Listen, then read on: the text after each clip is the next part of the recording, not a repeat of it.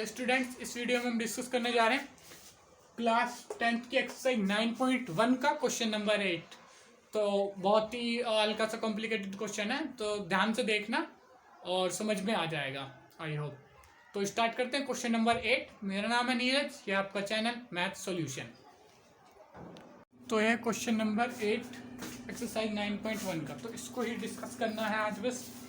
तो करते हैं स्टार्ट।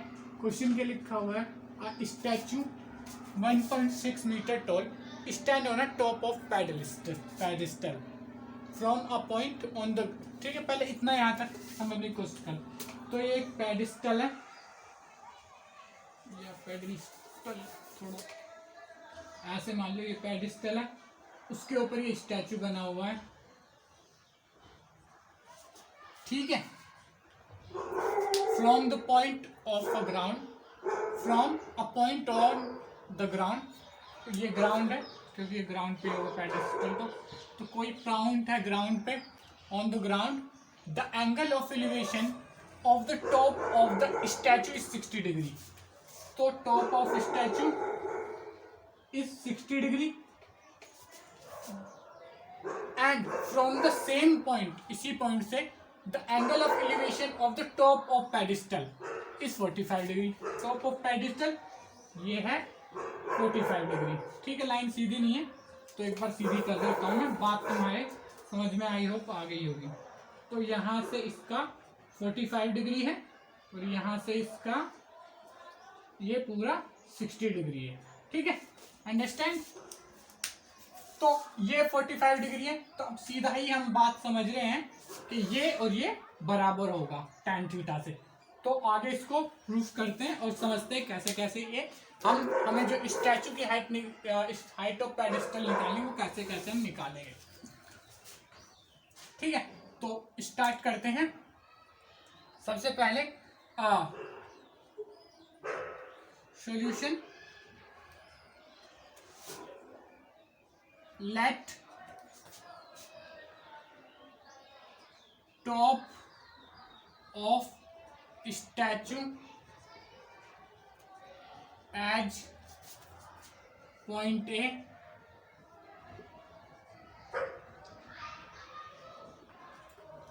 ठीक है, इसको पॉइंट ए मान लिया। ठीक है,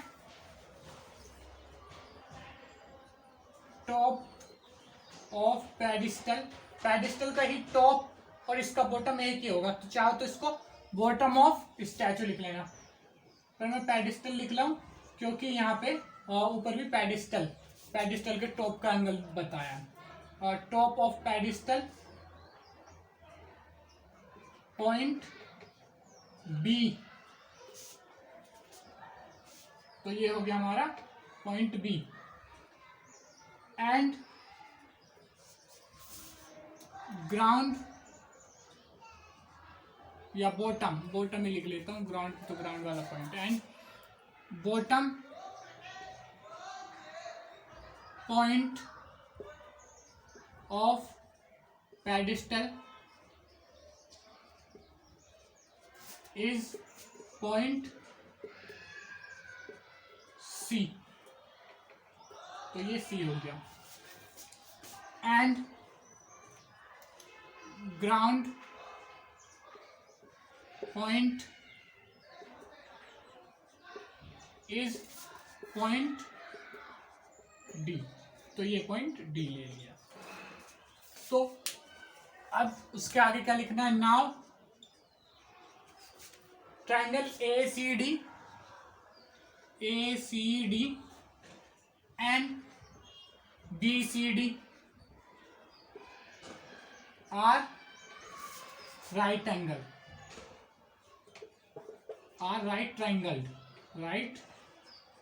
ट्राइंगल्ड। ठीक है, तो अब इन पे क्या प्रॉपर्टी लगाई, tan थीटा लाइन थीटा यहाँ पे लगा सकते हैं। सो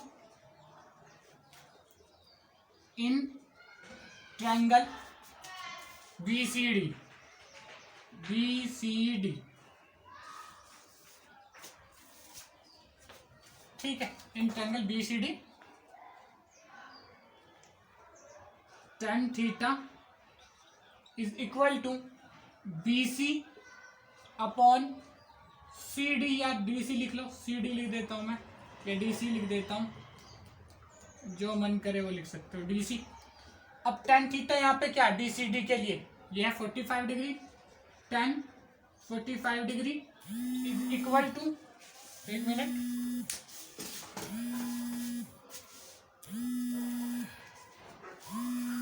शायद ये कुछ क्लियर, हाँ क्लियर हो नहीं पा रहा है।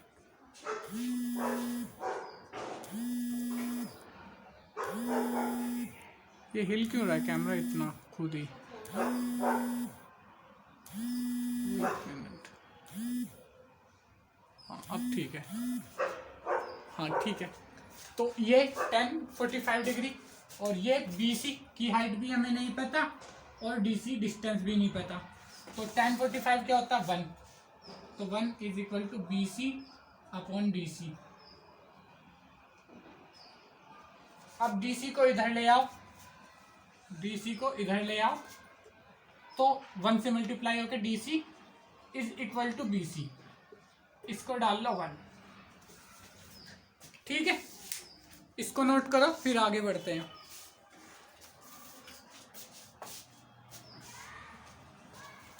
One two three four five six, 1 2 3 4 5 6 मेरे हिसाब से नोट कर लिया होगा अब तक, ठीक है।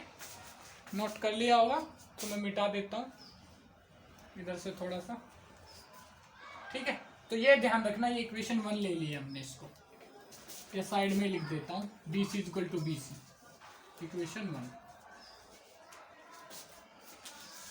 DC is equal to BC, ठीक है। ये हमने यहाँ पे प्रूफ कर लिया है, ठीक है। अब उसके बाद क्या करना है, now in triangle ACD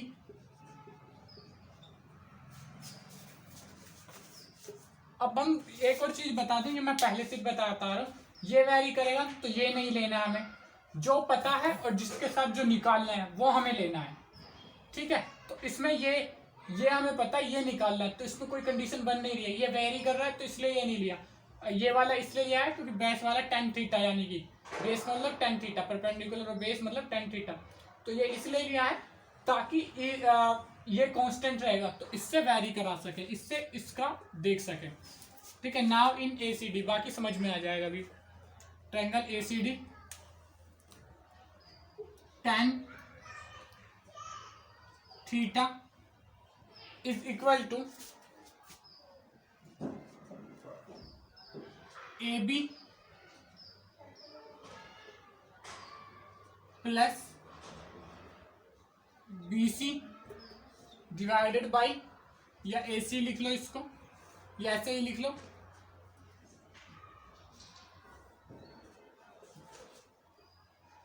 AB या ऐसे ही लिख लो AB प्लस BC, क्योंकि AC भी लिखोगे बाद में उसको भी ऐसे ही को तोड़ना, AB प्लस BC, और इधर क्या है ये DC या CD जो भी लिखना चाहो, DC पहले लिख लिया तो DC लिख लेंगे, tan theta is equal to ये।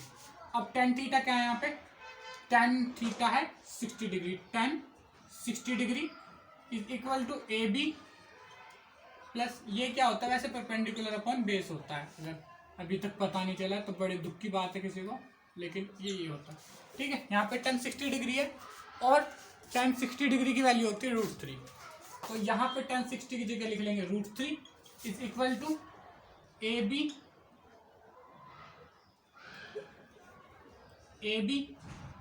Plus BC divided by DC, ठीक है। अब DC को इधर लेके आ जाएंगे, √3 DC is equal to AB plus BC, या इसको इस तरीके से मत करो, एक मिनट, इसको इस तरीके से मत करो, ठीक है। इसको इस तरीके से भी हम लिख सकते हैं, √3 को इधर ही रहने दो, इसको इस तरीके से लिख सकते हैं AB अपॉन DC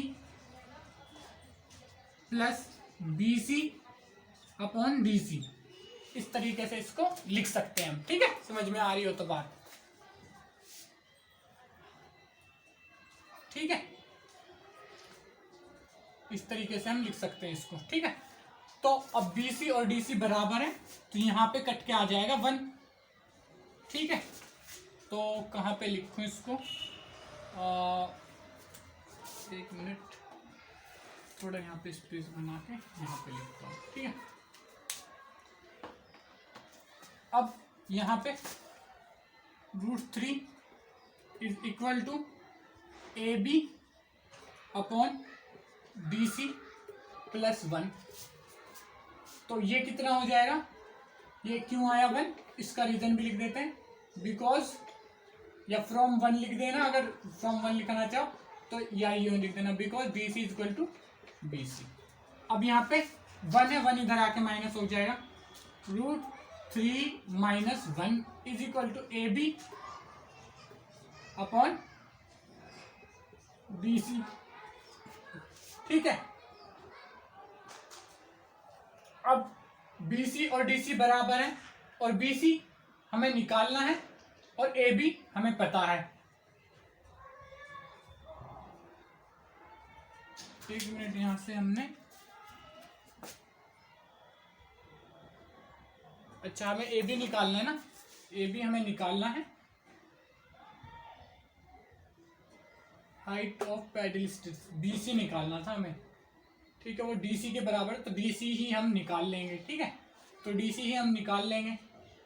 ठीक है, AB हमें पता है, अब यहाँ पे AB हमें पता है, √3 माइनस 1, √3 की वैल्यू क्या होती है, एक बार चेक कर लो सब। √3 की वैल्यू, √3 की वैल्यू होती है 1.73। ठीक है, तो यहाँ पे लिख लो 1.73 minus 1 is equal to AB upon DC। ठीक है, DC हमें निकालना, AB हमें पता है। ठीक है, तो यहाँ पे आ गए 0.73 इंटू DC, इधर आ जाएगा, into DC is equal to AB। ठीक है, अब हमें AB पता है, तो इसको इधर ले जाएंगे, डिवाइड करा देंगे। ठीक है, तो AB हमें पता है, एक मिनट इसको थोड़ा मिटा लेता हूँ, मेरे हिसाब से ये इधर का नोट कर लिया होगा, 1 2 3 4 5 6, अगर नोट नहीं किया तो नोट कर लो। ठीक है,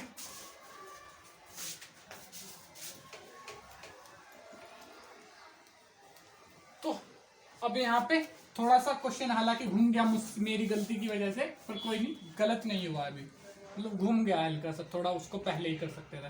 तो ये आ गया, तो 0.73 को इधर ले जाओ, DC is equal to AB upon, variable भूल गया था ना कौन सा निकालना है अभी, 0.73।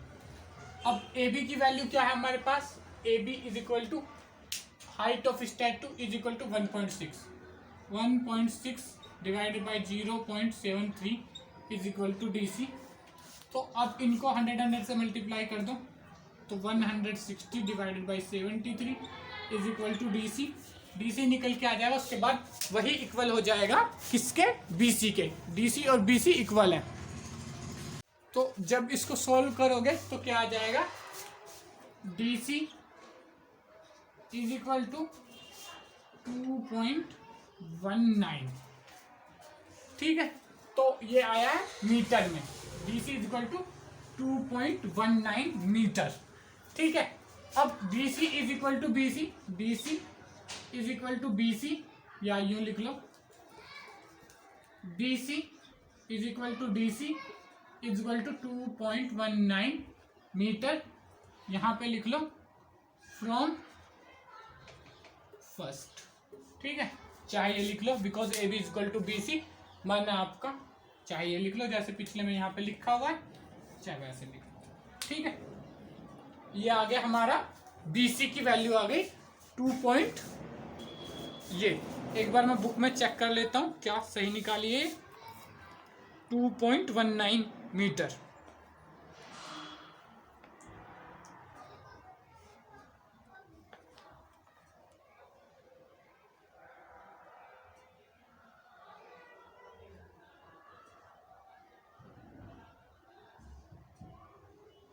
क्वेश्चन नंबर 8 है, इसमें थोड़ा अलग ही तरीके से दिया हुआ है, फिर भी उसी तरीके से यहाँ पे देखो, ये इधर से इधर को निकाल के प्लस कर दिया, उसी तरीके से दिया है। वैसे मेरे हिसाब से ये करेक्ट है। फिर भी एक बार मैं जो बुक का आंसर है उसे कैलकुलेट करके चेक कर लेता हूँ ये वैल्यू उसके बराबर आ रही है या नहीं आ रही है। ठीक है, एग्जैक्टली मतलब चेक कर लेता हूँ क्या ये वैल्यू उसके बराबर है कि नहीं है। हाँ, उस वैल्यू को सोल्व करके निकाल रहे हैं तो वो लगभग आ रही है 2.18 के 2.18 के लगभग आ रही है। यानी कि हमने जो करा है तरीका सही है। तो इसको भी हम चाहें तो ऐसे लिख सकते हैं, इज इक्वल टू, वैसे अगर ये लिख के लाते हो तो ये जो बुक में आंसर दिया उससे ज़्यादा एक्यूरेट है, ये ज़्यादा प्रीशियस माना जाएगा, तो ये भी लिख के आ सकते हो इसी तरीके से। पर अगर जो बुक का आंसर है उसको लिख के आना चाहो तो उसके लिए थोड़ा मेथड पूरा करना पड़ेगा। मेरे हिसाब से ये लिख के फिर ये करने में तो फ़ायदा नहीं है। हालांकि ये उसके इक्वल ही है, जो उसमें वैल्यू दी गई है 0.8 इंटू √3 + 1, ये उसमें वैल्यू दी गई है, इसके इक्वल ही लगभग ये 18 आएगा। इसको सोल्व करोगे तो ये 2.18 आएगा। ठीक है, तो या तो ये तो अलग मेथड से आएगी शायद, पर ये भी मतलब इससे ये पता चलता है कि ये करेक्ट है। ठीक है, तो इस तरीके से इसको कर सकते हो। तो मेरे हिसाब से समझ में आ गया होगा। तो इस वीडियो को यहीं पे करते हैं ओवर। अगर ये वीडियो आपको अच्छी लगी तो वीडियो को लाइक जरूर करें। इसके अलावा चैनल को सब्सक्राइब करके बेल आइकन को दबाएं अगर आपको हमारी अपकमिंग वीडियो की नोटिफिकेशन चाहिए। इसके अलावा अपने फ्रेंड्स के साथ शेयर करें ताकि उनकी भी हेल्प हो पाए। Thank you.